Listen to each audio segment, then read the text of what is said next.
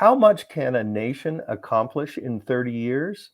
That's something we'll discuss in this edition of SC21 TV.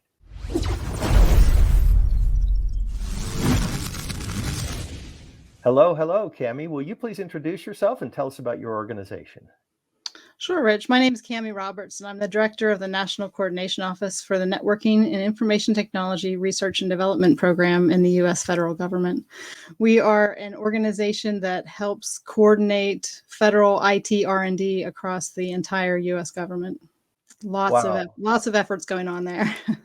That's a big chunk, and you are chairing a thing called a Birds of a Feather, or a BOF, gathering at the SC21 conference, and you're looking at a very significant 30-year anniversary. What is that anniversary and why is it significant? So December 9th, 2021 marks the 30th anniversary of the signing of the High Performance Computing, or HPC Act of 1991, which provided for increased federal investment in HPC and coordinated federal program to ensure continued U.S. leadership in high performance computing. The act came about through the actions of then Senator Al Gore and others, because at the time, global competition in IT and HPC was very high. And that's something we're facing again today. At the same time, the White House Office of Science and Technology Policy published their report, Grand Challenges, High Performance Computing and Communication, which outlined a development strategy for HPC and provided a framework for coordinated high performance computing program in the government. The increased federal commitment to information technology R&D continues to be reflected, as in 1991, when the act was signed, the U.S. government was spending about $5 million in IT R&D, and we reported $6.5 billion in 2021. Wow. So why is looking back important to understanding where we are now and where we're headed in the future? So looking back is an important context for understanding the future. You see it in the writings of Vannevar Bush, particularly in his Science, the Endless Frontier, his 1945 report to the President of the United States, where he called for an expansion of government support for science. Understanding where we started and how we got to today provides lessons that can maximize the benefits of science and technology and speed the resolution of society issues. So what policies worked and which didn't? What technologies changed the world and which didn't? Which programs excelled? And what was the secret sauce that led to that success? Every data point from the past provides insights that drive faster innovation. This is really why it's important to commemorate the HPC Act anniversary at SC21. Some of those attending have been working in HPC even before the Act was signed. Some started that same year, and some are just starting now. But many have been able to take advantage of the increase in federal investments to create HPC innovations we take for granted today, and consider weather modeling, windshield design, movie special effects, and finding new treatments for rare or common diseases, including AIDS, cancer, and of course, COVID-19.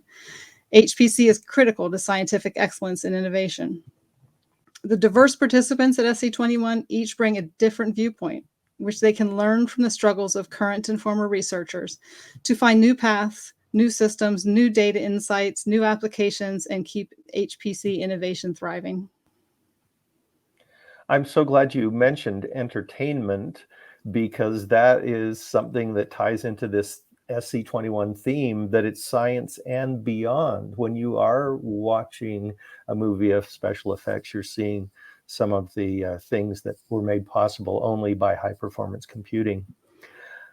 When you mentioned secret sauce, I thought NITRD has got to be part of that secret sauce. Tell us what NITRD is and why national coordination is a priority, and possibly why it is part of the secret sauce. So as I mentioned earlier, one of the key parts of the HPC Act was to establish a mechanism to lead the coordination of HPC R&D across the federal government. That has evolved into the Networking and Information Technology Research and Development Program that I help lead today, or NITRD. We're a multi-agency program, provides opportunity for federal agencies to work together to coordinate and collaborate to tackle their multidisciplinary and multi-sector R&D problems. We're the primary source of federally funded R&D in advanced information technologies, and we ensure that there's not duplication of effort within the government, which is, of course, part of that secret sauce that you mentioned. We bring the best and the brightest together. The NITRD is managed by a subcommittee, which was started in 1991 with the Act, with 11 members, and we now have 25 member agencies and over 60 other participating agencies. Just huge. That's amazing. So tell us, what are some of the most satisfying aspects of your work, Kamie? Oh, I'm not sure where to start with that. So I think the opportunity to see the inner workings of federal R&D enterprise just fascinates me.